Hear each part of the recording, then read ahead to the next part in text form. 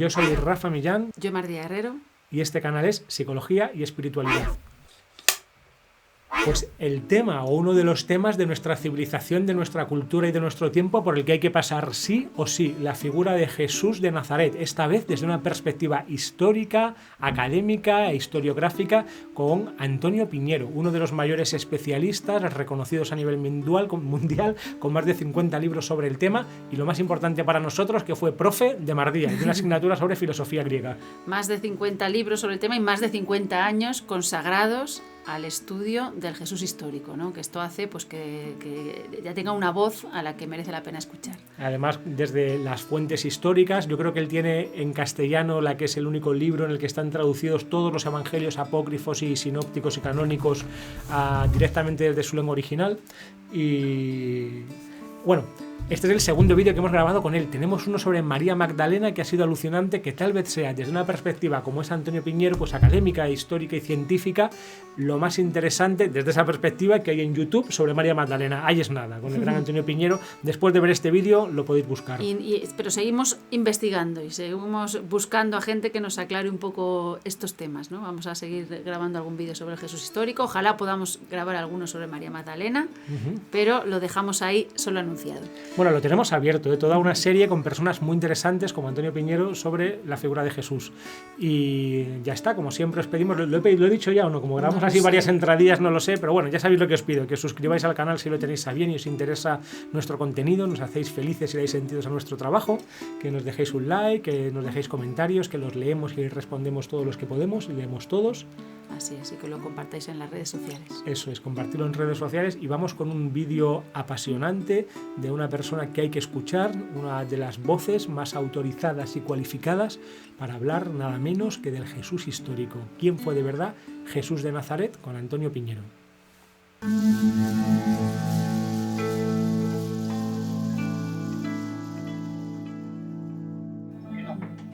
Usted ha dedicado media vida o casi más a estudiar el Jesús histórico. ¿Qué es Jesús para usted? O sea, después de todos estos años dedicados a él, ¿qué es Jesús? Bueno, pues son casi 50 años, ¿eh? Porque yo voy a cumplir 80 este año. Soy nacido en el 41. Lo que pasa es que por suerte, por mi genética o por lo que sea, yo me encuentro bien. Me encuentro enérgico y trabajo igual y todo eso. Bueno, pues Jesús ha sido toda la pasión. Toda la pasión, pues eso viene de toda la educación en casa y todo esto. Aunque yo sufrí una conversión cuando hice la tesis doctoral hacia un radicalismo escéptico. Es decir, cuando yo estudié con Luis Gil Fernández para hacer mi tesis doctoral sobre la concepción de la inspiración en el cristianismo primitivo, caí en la cuenta que textos absolutamente claves para el judaísmo, lo que llaman judaísmo del Segundo Templo, es decir, judaísmo después de que acaba, digamos, la tradición bíblica y empieza una serie de escritos que no se admiten como escritos canónicos, pero que ejercen una gran influencia en el judaísmo, pongamos hasta la Mishnah, en el año 220, por ahí. Bueno, pues entonces yo me di cuenta como ideas judías que habían nacido en el pueblo judío, que eran apocalípticas, que eran ideas totalmente humanas, se van transformando y se transforman luego en dogmas cristianos. Y claro, cuando yo vi esa evolución, pues confieso que perdí radicalmente la fe así, ¿no? Y entonces me transformé en un escéptico y un agnóstico muy racionalista, pero eso no me quitó el interés por la figura de Jesús. Y enseguida yo me planteé, como ya había hecho filosofía y todo eso, me planteé que entre mis colegas de clásicas, pues yo hice clásicas en Salamanca, y con un curso estupendísimo, y de gente buenísima. Y entonces yo me planteé que yo tenía colegas listísimos, más estupendos, mejores que yo, y que se dedicaban al clasicismo puro, y que Luis Gil, sin José, ¿no? Pues había dedicado parte de su vida a esa expansión de la koiné tardía, del lenguaje de la traducción al griego de la Biblia hebrea, del cristianismo primitivo. Y entonces, claro, eso me entusiasmó y ahí vi que un filólogo clásico, en honor a la verdad, sobre todo, como hice yo, y me apunté, a filología hebrea. E hice también filología bíblica trilingüe, solo que ya como era profe, digamos, ayudante en la Complutense, yo no podía ser allí alumno y profe, sino me tuve que ir a la Ponti de Salamanca y sufrí mis exámenes. Pues bien, caí en la cuenta que alguien que tuviera filosofía antigua, que hablamos mucho de filosofía antigua en aquel curso de filosofía griega, si tú recuerdas, Marta, todo era eso. Filosofía antigua, pensamiento griego, pensamiento judío y pensamiento romano, Roma, Atenas, Jerusalén y Jesús por en medio, era un campo donde la filología puramente griega tenía mucho que decir, porque era un campo copado por los estamentos eclesiásticos, los cuales de alguna manera están, digamos, aerrojados, quieranlo o no, por la pertenencia a una fe. Es decir, tú no puedes llamarte cristiano y luego decir lo que te dé la gana. O no puedes llamarte musulmán y luego decir lo que te dé la gana. Eso no es posible. Hay una serie de límites, ¿no? Hay una serie de límites porque si dices lo que te da la gana, te sales. Entonces, ni eres cristiano, ni eres judío, ni eres musulmán. Bueno, pues entonces dije yo, bueno, aquí hay un ámbito histórico, Gil me lo está señalando y yo creo que este es interesantísimo. Y desde entonces me pareció que esa figura era súper apasionante y cada vez más. Y durante tantos años, y yo todavía, después de haber escrito cientos, quizás miles de páginas sobre Jesús, todavía no me he considerado capaz de escribir el libro sobre Jesús que yo quiero escribir, ¿no? Y quizás el año que viene emprenda esa tarea y no sé cuánto me llevará.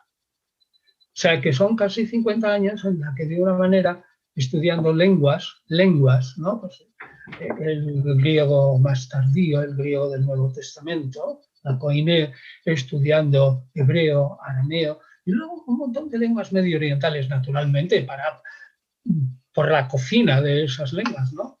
Porque yo estaba editando esos textos judíos, apócrifos judíos, a la Biblia hebrea, que van desde el siglo IV antes hasta el siglo I después. Y ahí eso tiene una importancia tremenda para entender a Jesús. Entonces, ¿qué es para usted Jesús? Pues un personaje histórico fascinante del que, a pesar de lo que se ha escrito tantísimo, siempre se puede decir todavía una perspectiva nueva si adoptas una metodología que sea, digamos, sana, honesta, pero nueva. Entonces, Jesús es muy atractivo, aunque yo no sea de aquellos que piensan que Jesús de Nazaret es un modelo ético para un personaje del siglo XXI. Pues es imposible. Jesús de Nazaret es probablemente un artesano. Yo no tengo por qué dudarlo. Pero un artesano que, como Hillel, 50 años antes, ¿no? Uno de los grandes rabinos del judaísmo, que era zapatero, o como otros que eran comerciantes, esa gente trabajaba en lo suyo y no dormía por la noche, a lo mejor dormía 4 o 5 horas estudiando la Torá y la ley y venga y tal, de esas cosas y tal, y eran autodidactas, iban los sábados a la sinagoga, se aprendían la ley de memoria y luego discutían. Bueno, pues es un personaje fascinante.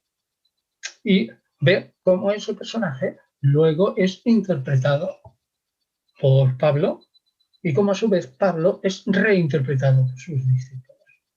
Y cómo toda esa línea, visto desde el punto de vista de la historia y no de una confesión, te puede dar más de una sorpresa.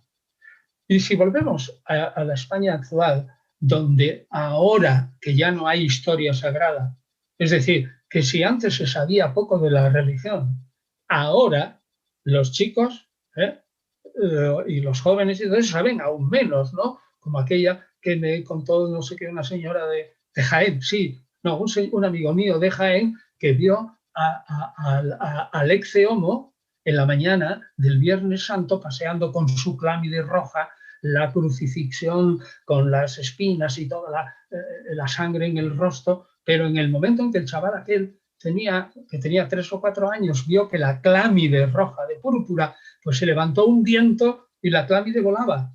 Y el chaval, ya sabéis que esa es una procesión de silencio. Y se oyó la voz del niño diciendo, mamá, mamá, mira, Superman, Superman. Bueno, pues entonces cuando tú te encuentras con gente que no tiene ni idea, el A, E, I, O, U de la ciencia actual histórica sobre Jesús es desconocido por la inmensa mayoría. ¿Y cuál es Fíjate ese? lo que te digo, el A, E, I, O, U, es decir, lo elemental. Pero claro, luego sale un señor y va a Radio Nacional y empieza a decir que Jesús no murió, que murió su hermano gemelo en la cruz, que después se largó, dijo, a Japón, y que vivía hasta los 106 años. Y yo no pude contener la risa, claro. En fin. Claro, como Superman también, sí. Sí, pero bueno, yo en eso soy muy respetuoso. Yo me arrepentí enseguida de haberme reído y dije no, porque un historiador, si es de verdad historiador, nunca jamás puede tener como objetivo quitarle la fe a nadie. Si intenta quitarle la fe a alguien, eso ya no es un historiador.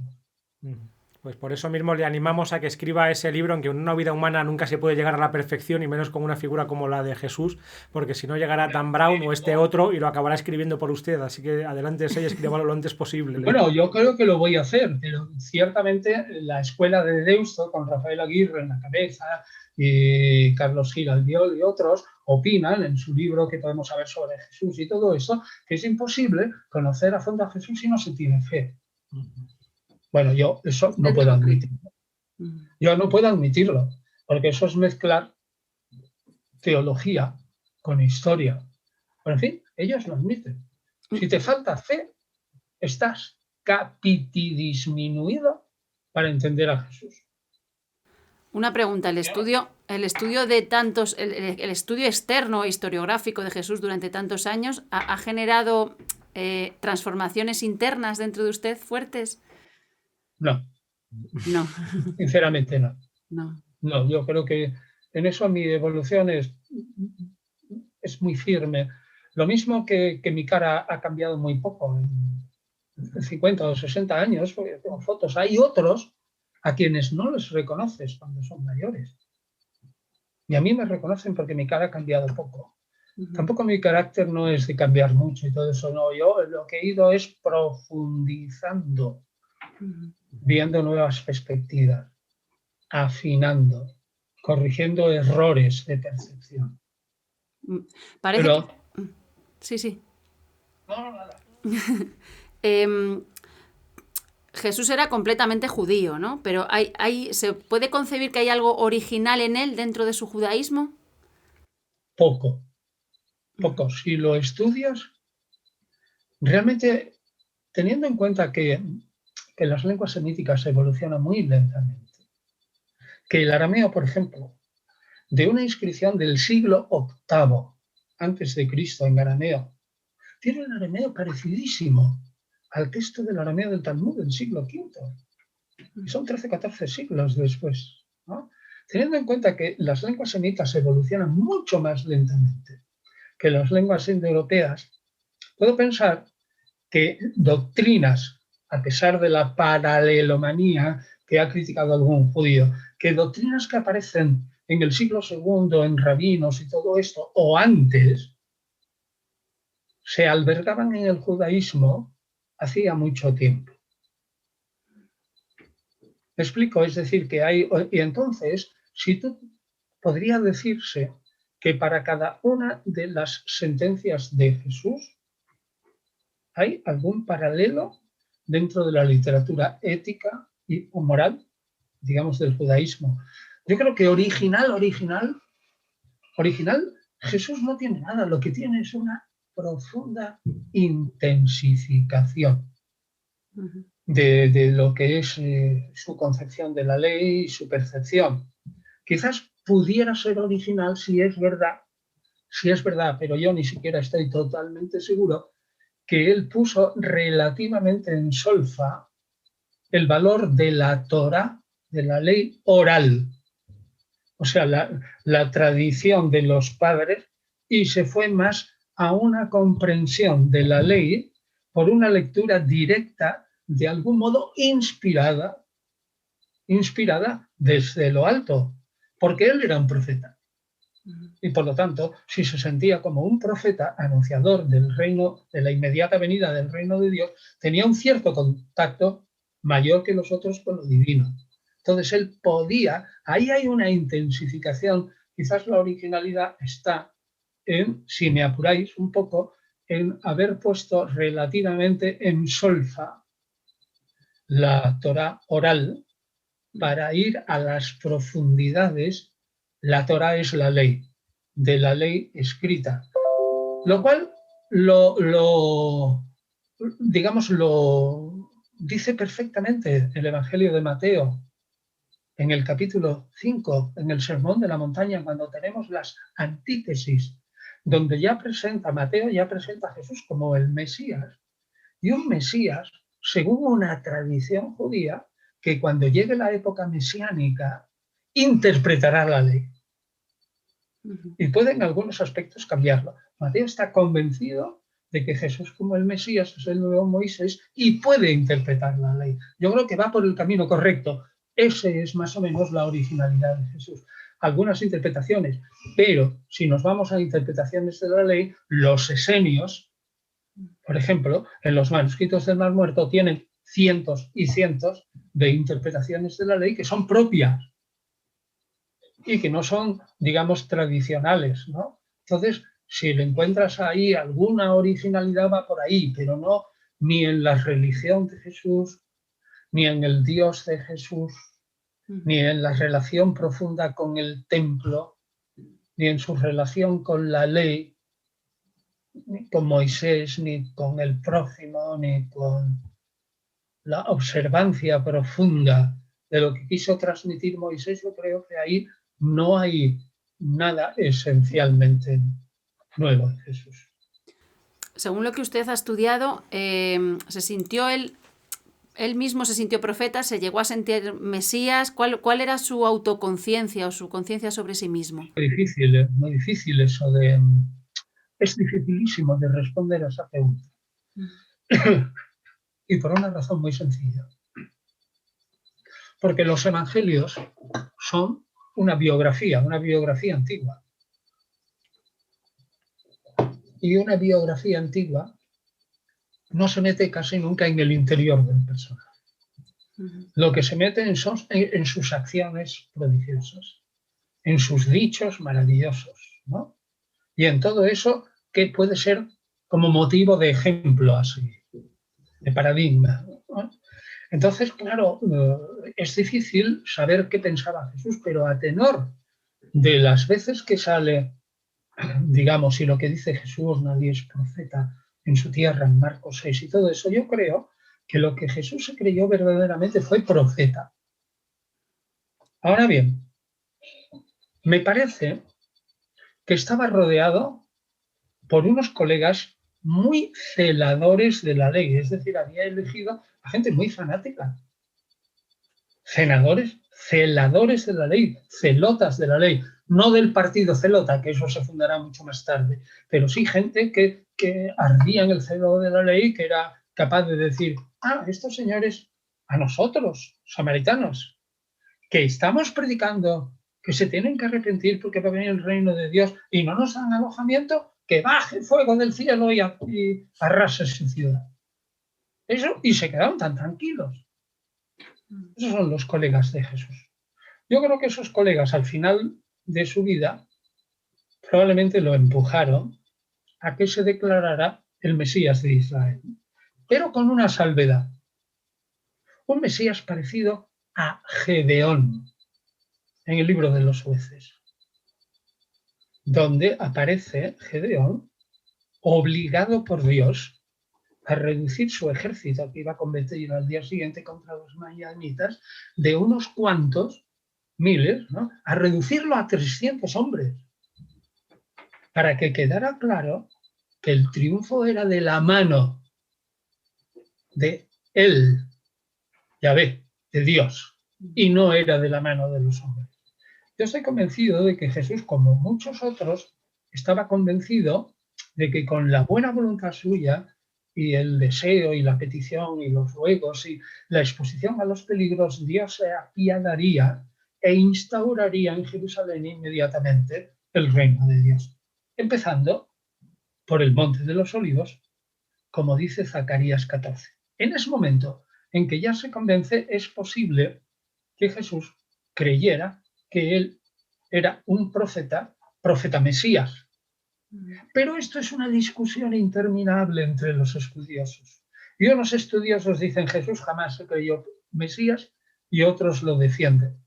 Yo tiro un poco por la calle de en medio y pienso, fíjate qué argumento más probabilista y quizás más empírico y a lo mejor pedestre pegado al suelo. A mí me parece que si aceptamos que Jesús nunca jamás se declaró Mesías y no solo profeta, el que ya Hechos de los Apóstoles, su autor, que no sabemos quién es, probablemente un discípulo de Lucas, no Lucas mismo, por boca de Pedro, y luego Pablo por su parte, haga de este individuo un descendiente de David y un Mesías, es mucho más difícil de explicar eso, ese salto, si Jesús nunca lo dio en vida, porque entonces hay que suponer que sus discípulos se lo inventaron casi de nuevo, cuando ya murió, y cuando creían que había resucitado y vivía, estaba vivo entre ellos. A mí me parece más plausible que al menos al final Jesús tuviera aspiraciones reales, y creo que hay muchos textos en los evangelios para demostrar que Jesús al final tuvo aspiraciones reales, ser el monarca de Israel, y que eso facilita el paso a la teología cristiana primitiva que ve en Jesús un profeta y un Mesías real. Aparte que lo dice Lucas, ¿eh? Lucas lo dice en el capítulo 23, número 2, versículo 2, cuando dice que los judíos acusaban a Jesús delante de Pilato y todo esto, de que, como siempre, de que iba engañando al pueblo, que no había que pagar tributos al César. ¿Vale? Probablemente es verdad. Y tercero, que se había proclamado Mesías rey.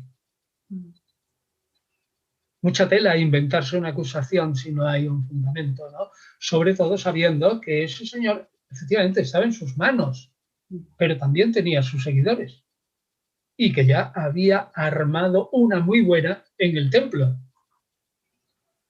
La expulsión de los mercaderes del templo solo se explica si fue una acción rapidísima de segundos, con una cohorte de discípulos, bueno, cohorte no quiero emplear esa palabra, sino con un grupo de discípulos armados, y que cuando Jesús dijo, que lo que dijo exactamente es, ojo, no paséis, no transportéis vehículos y vasijas y cosas de estas, atravesando el patio del templo, dad la vuelta.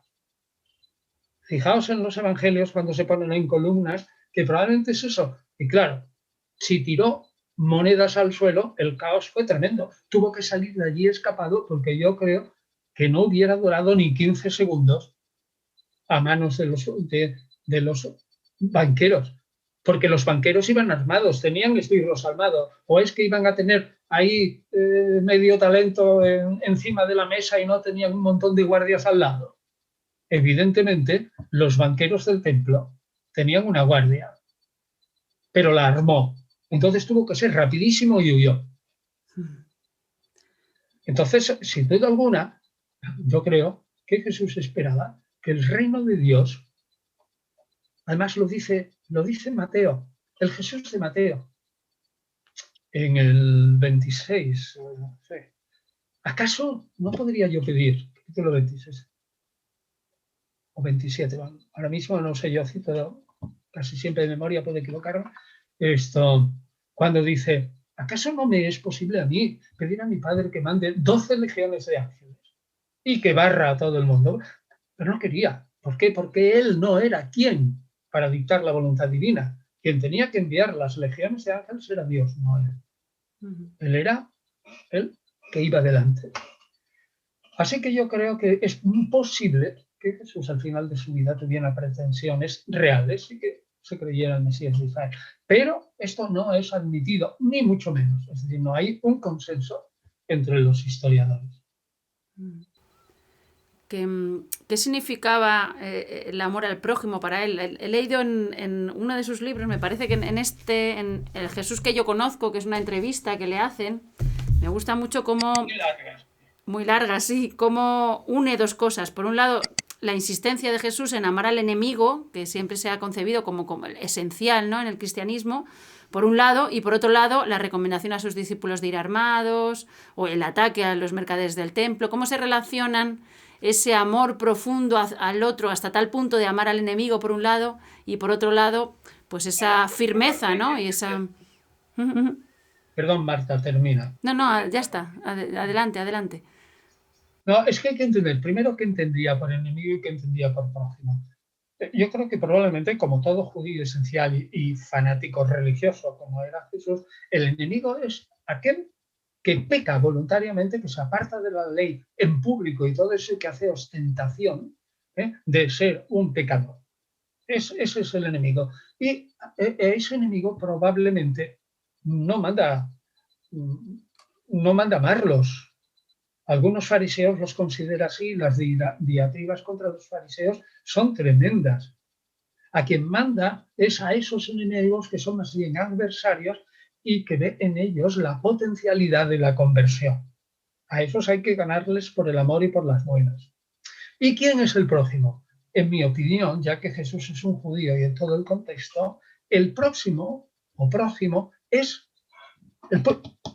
un miembro del pueblo judío. Pero atención, Jesús es un profeta de la restauración de Israel. Si no, no se explica que escoja 12 discípulos en nombre de las 12 tribus, cuando en realidad solo había 9,5. Digamos, 10 habían desaparecido. Pero él sabía, como lo había dicho Isaías, sobre todo el segundo y el tercer Isaías, que en la época mesiánica Dios recuperaría esas tribus que vendrían volando sobre las águilas y irían al país de Israel. Él estaba convencido de la restauración. Entonces, los samaritanos,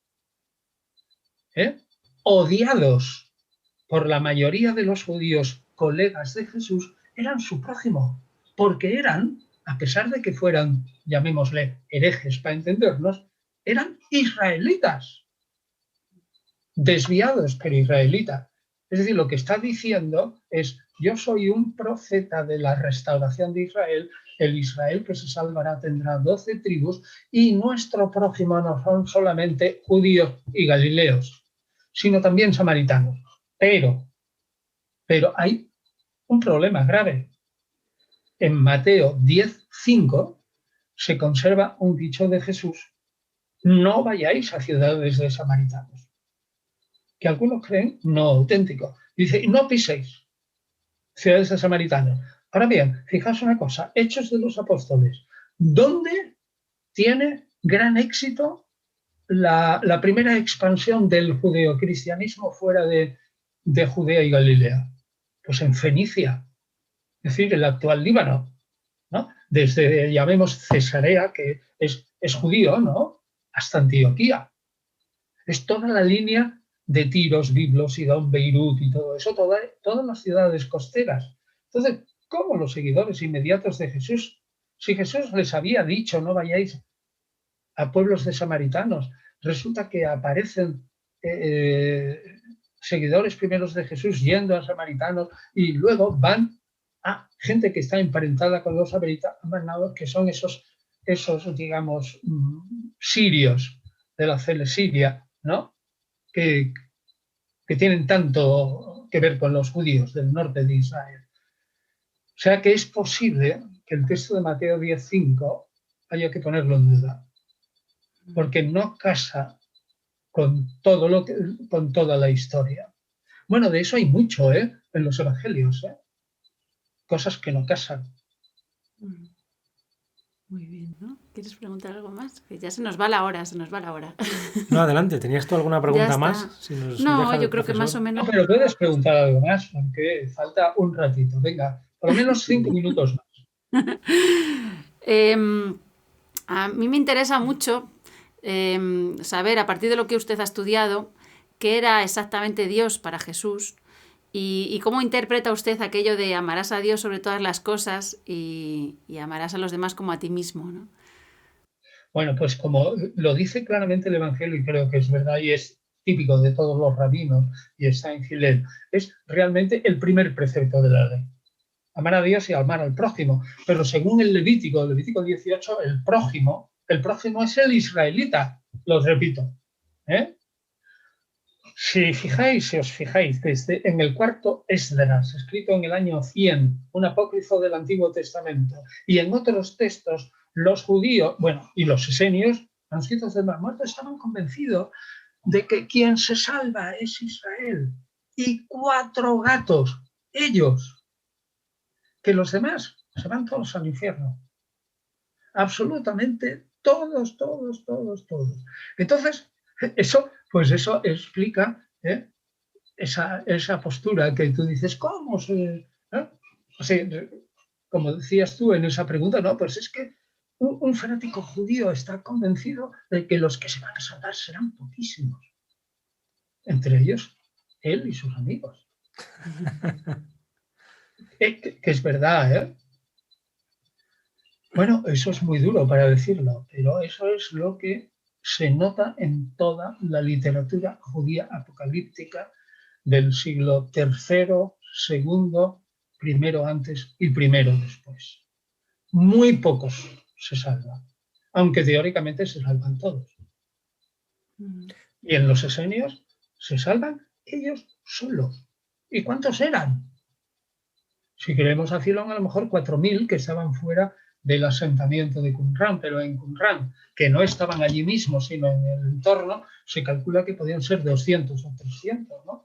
O sea que ellos sabían que el mundo estaba poblado de negros, de asiáticos, de gente que estaba más allá de Tule, en fin, de nortes, de feroces germanos y de todas las cosas. Sabían que eran muchos millones.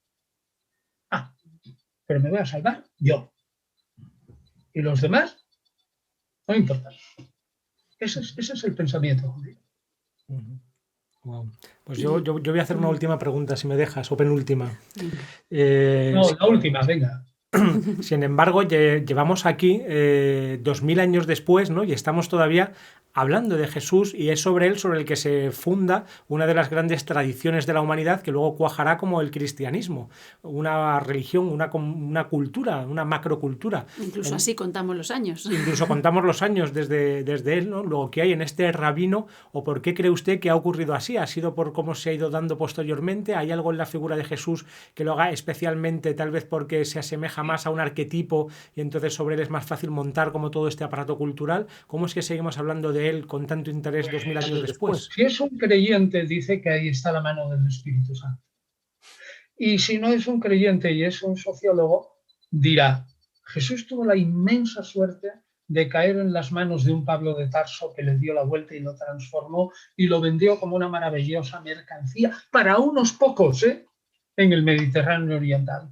Y Pablo tuvo la suerte de un montón de seguidores suyos que lo reinterpretaron en muchos aspectos erróneamente y que convencieron porque la oferta de salvación para la gente, los paganos, sobre todo los varones, que ofrecía a esos pocos que les interesaban a Pablo, es decir, los que iban los sábados a la sinagoga, los que eran adeptos de las religiones de misterio, decía, oye, si te vas a salvar y no tienes que cumplir esa parte de la ley de Moisés, que es totalmente válida, porque la ley de Moisés es el decálogo y es la Shema, un Dios único, ¿no?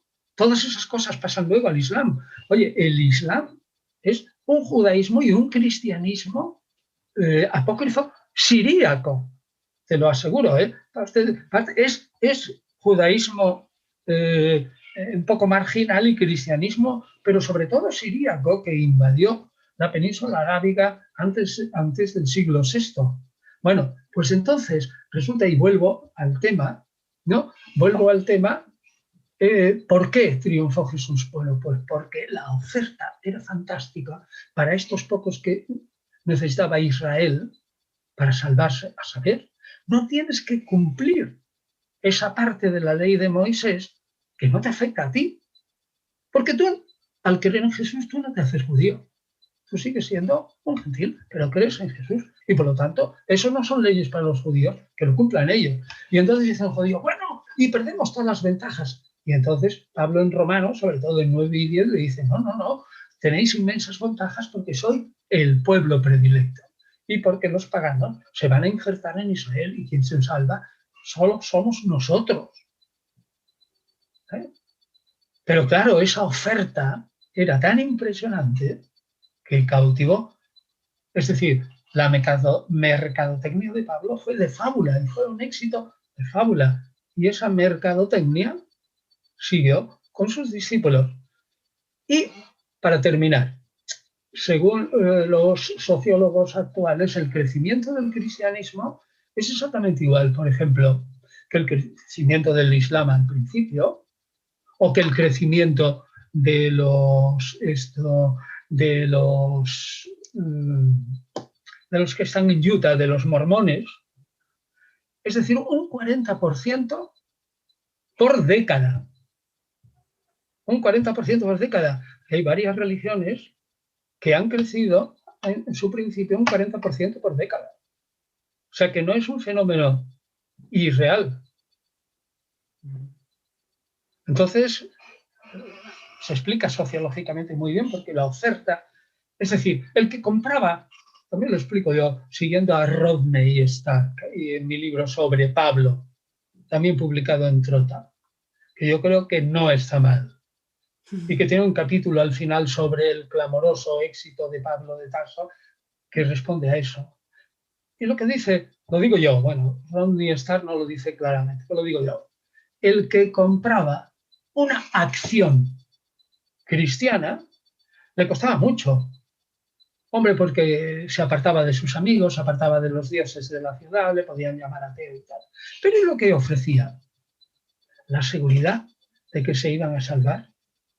Lo que pretendían todas las religiones de misterio, que el alma inmortal llegara finalmente a su destino. ¡Uy! Eso vale infinitamente más que lo que me cueste. Compro la acción. Y compró la acción. Qué bien. Pues con esta idea de que Jesús tuvo uno de los mejores SEOs de la historia, ¿no? Que hizo el marketing de la salvación. Mercadotecnia prodigiosa. Y Pablo tuvo la suerte de tener unos discípulos también mercadotécnicos. Pues entonces con esta idea nos quedamos muy agradecidos de haber podido compartir este rato con el gran especialista, el gran profesor Antonio Piñero, y espero que os haya interesado nuestro contenido. Hemos grabado con él, este es el segundo de 2 vídeos que hemos hecho, tenemos otro sobre María Magdalena que os animo a que lo busquéis en el canal, y ya solo nos queda animaros como siempre que os suscribáis si os interesa nuestro contenido, que nos dejéis un like, que nos dejéis también comentarios, que intentamos responderlos a todos, y ya está, ¿no, Mardel? Muchas gracias al profesor, que para mí ha sido un placer volver a verle, volver a verle y escucharlo. Pues igualmente, Marta, ¿no? Vale. Muy bien. Gracias. Muchos años en la facultad. Así es. Que Dios le bendiga. Gracias. Bueno, pues nada, un saludo a todos y nos vemos en otra ocasión. Muchas gracias. Un saludo.